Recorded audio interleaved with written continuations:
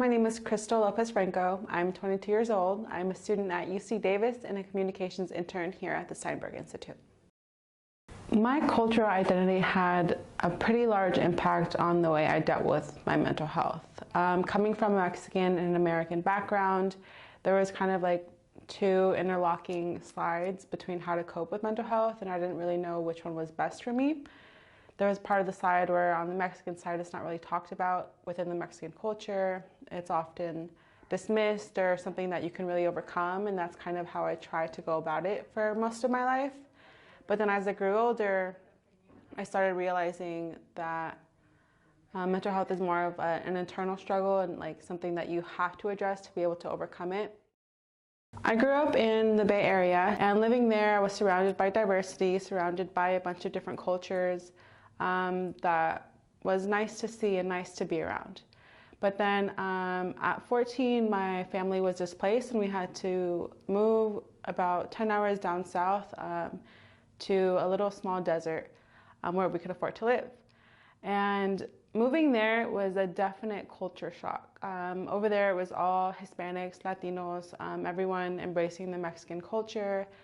And it was just different for me. I wasn't really around that all the time, and I didn't really have many Latin American friends. But when I moved to this desert, it was the Mexican culture surrounding me. Everyone embraced that culture, and it was just very different for me because I didn't connect with them the way that they wanted me to connect with them. There wasn't really Mexican traditions that we could connect with because I was a little bit distant from my Mexican cultural identity.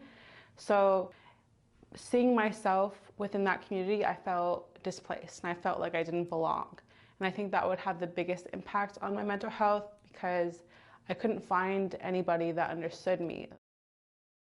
What people thought about me largely impacted how I felt about myself.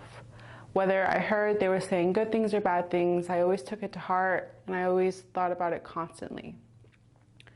And it took a while for me to reach out of that mindset and realize that what others thought about me is an external factor that didn't really matter. It's essentially how I think about myself and how I feel about myself.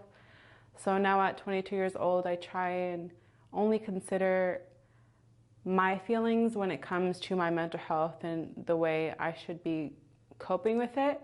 I try and think about what's going to help me love myself more, what's going to help me feel good about myself when I'm going out and doing X or Y. I always try and see others' point of view as external to who I really am. Looking back at it, I'm now able to understand that the way I was feeling throughout middle school and throughout high school was depression and anxiety. Like at the moment, I just thought I was sad. I just thought that my heart hurted. I just thought that I had a headache. I didn't really put two and two together that these things, my family relationships, my love relationships, my friendships, those things were actually building up sadness and anger in me, and I didn't really understand it at the moment. That's why I kind of coped with it the way I did. I did things that would temporarily help me instead of long-term help me because I didn't understand that the thing that really needed help was my mental, not my physical. If I could go back and try and figure out better ways to navigate my mental health, I would likely tell myself to start writing and start figuring out an outlet where I can talk about my feelings and release my feelings that are aside from the ones that I would used to do. Or I would try and embed the idea that my own identity is my own culture.